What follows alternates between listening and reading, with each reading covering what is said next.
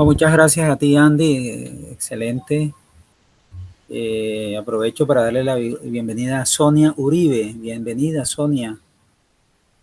Sonia, Gracias, buenas pri- tardes.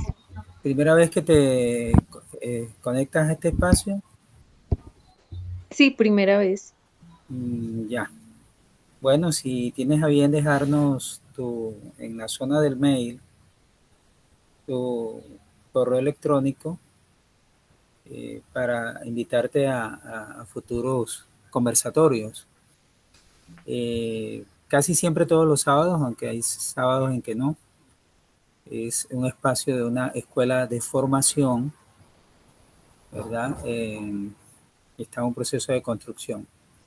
Entonces, bienvenida, Sonia, y reitero, si tienes a bien dejarnos tu correo electrónico para futuras invitaciones.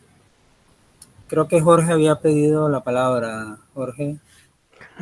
Bueno, no lo había pedido. Lo que pasa es que respondí que sí quisiera hacer algunos comentarios una vez terminara la exposición.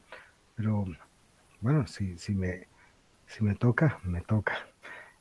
Mire, yo Sí te toca. agradezco, yo agradezco la exposición de Andy. Me parece muy ilustrativa sobre esa especificidad que es la gestión cultural.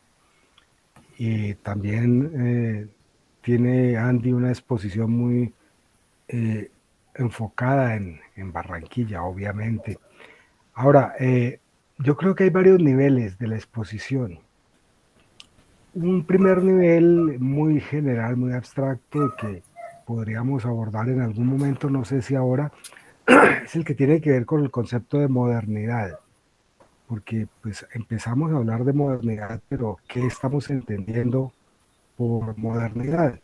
Y lo considero clave porque después hablamos de posmodernidad. Entonces, para hablar de posmodernidad, tenemos que entender qué es la modernidad.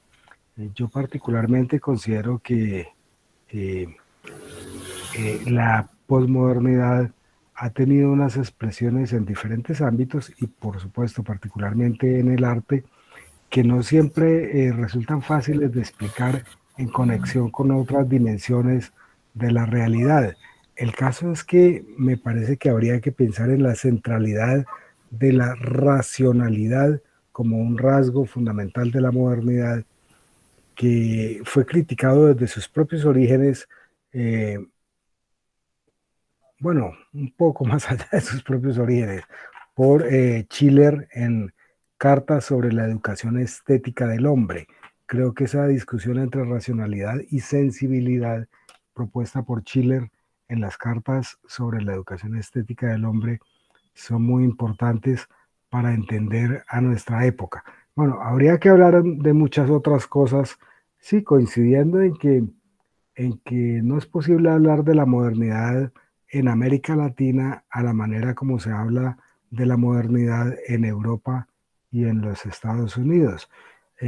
Ha habido muchos términos, a mí me queda resonando por ahí el término transmodernidad que ha usado Dussel, aunque también han usado otros filósofos en España, por ejemplo, pero Dussel reclama la originalidad del concepto transmodernidad para hablar de países como el nuestro. Bueno, me gusta en todo caso también la idea que no la escuché muy clara aquí, pero yo la traigo porque siempre me resuena, que es la idea de que existen culturas hegemónicas y culturas subordinadas. A mí me sigue interesando la perspectiva de Gramsci en ese aspecto.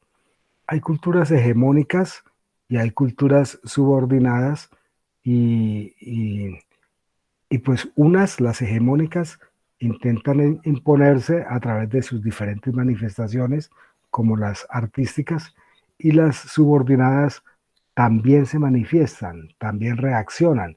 Entonces, yo estaba pensando en los estudios culturales que en los años 50 dijeron que las culturas subordinadas también se expresan y no solo se expresan, sino que incluso se mm, mixturan con las culturas hegemónicas y crean resistencias.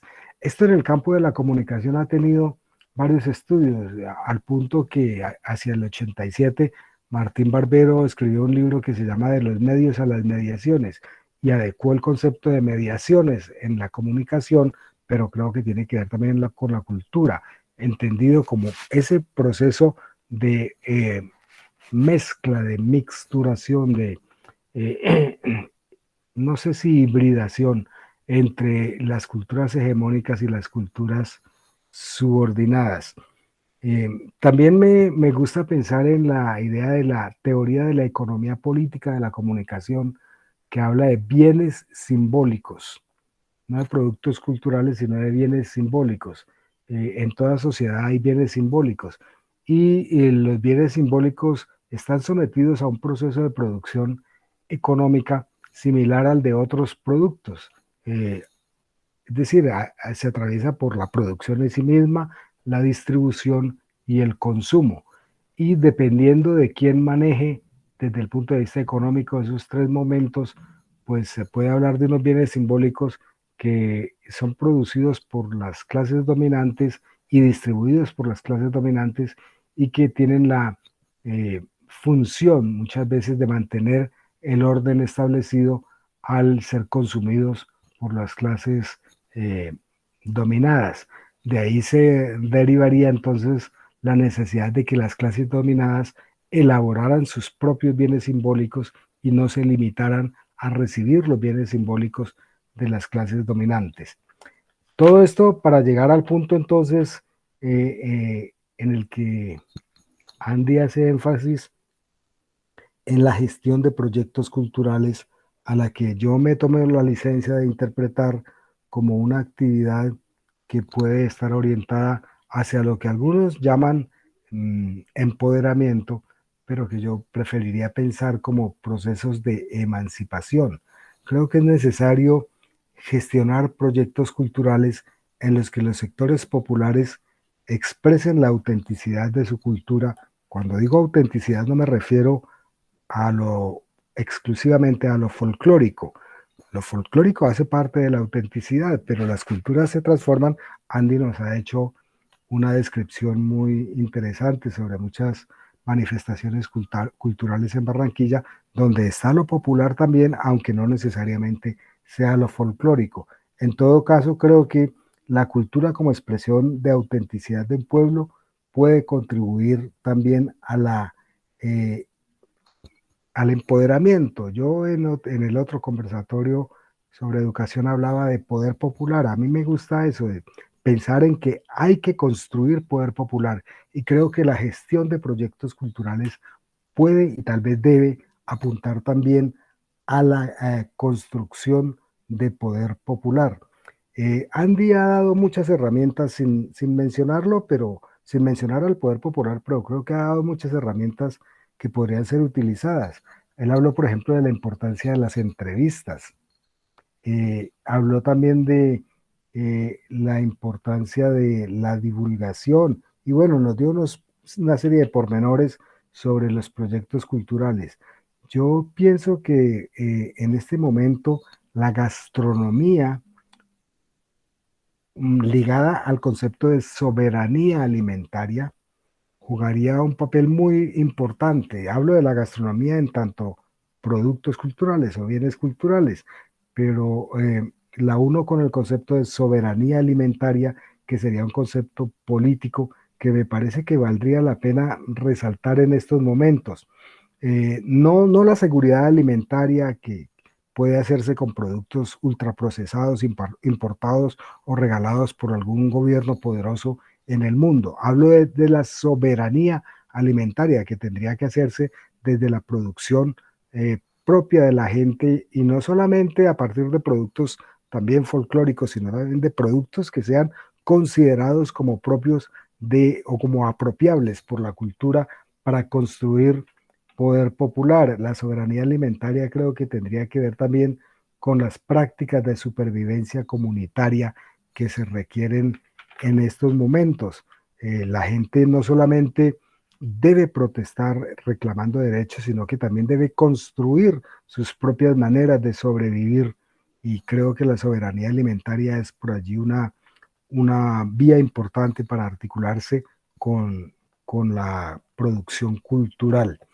En todo caso, me parece importante también señalar la necesidad de recuperar al vínculo entre movimientos sociales y gestión cultural. En otra época, los más veteranos lo recordarán, hubo vínculos muy fuertes entre producción cultural, especialmente teatral, pero también plástica y literaria, con organizaciones políticas alternativas, o si se quiere, de izquierda. Eso se fue como debilitando. Yo no sé si sea necesario recuperar el vínculo entre producción artística y partidos políticos, no sé, pero por lo menos sí veo que es necesario recuperar al vínculo entre movimientos sociales y gestión cultural. Y por último, el punto de la proyección de las actividades del aula hacia la realidad. Me parece que es otra posibilidad de articular a la producción cultural con la pedagogía social que se requiere. Cuando hablo de pedagogía social no me refiero a el adoctrinamiento partidario, sino que me refiero a la reflexión comunitaria. Como de hecho este espacio, me parece que este espacio es de alguna manera una proyección del aula, de algunos o de todos los que participamos aquí, si es que todos somos maestros, y es una proyección hacia, al menos hacia nosotros mismos, pero eso es parte de una pedagogía social. Bueno, eso por ahora, y podríamos comentar otros aspectos que me parece que podrían ser, no sé si polémicos, pero de alguna manera bastante debatibles, que son los que tienen que ver con el concepto de modernidad, su centro en la racionalidad y las discusiones con la sensibilidad. Dejo por ahí. Profe, quería decir Gracias, dos cositas. En cuanto a lo gastronómico, sí, la gastronomía es importante, no solo por el hecho de preservar cosas, sino porque el acto de alimentarse es un elemento de sociabilidad, ¿ya? Es decir, cuando hay un fogón, un sancocho, lo que sucede alrededor del sancocho es vital en las comunidades. Y bueno, el sancocho es un ejemplo porque me gusta mucho el sancocho, pero en general sucede con cualquier comida. A eso quería decir algo. En la modernidad japonesa, sí, doy por sentado el concepto de modernidad, eso es un error mío, debí especificarlo, pero como yo trato a Husen, él ya lo da por eso, pero sí, eso es algo que debo. Por ejemplo, en los productos como el cómic y las animaciones japonesas, ellos le dan mucho valor a la comida. Ya, entonces el espacio de reunirse en la mesa y comer la bola de arroz y toda esa cuestión es importante, es vital. Creo que nosotros podríamos rescatarlo de la misma manera, a través de eso. O sea, por ejemplo, el sancocho es un ejemplo de ello. Ya, va a sonar un ejemplo demasiado superficial, pero el hecho que las tortugas ninja coman pizza ya obedece a un fenómeno cultural estadounidense donde la comida, O sea, hay muchas formas de representarlo, pero sí estamos de acuerdo en eso. Hay muchos elementos que hay que rescatar y la divulgación debería ser uno de esos elementos que debería apoyarlo. Ya, por lo pronto eso, qué pena. Sí, Pacho, me había inscrito después del compañero Jorge. ¿Cómo? Yo me había escrito para opinar después del compañero Jorge cuando Andy preguntó que si íbamos a opinar. Yo dije que después del compañero Jorge. Bueno, adelante, Luis.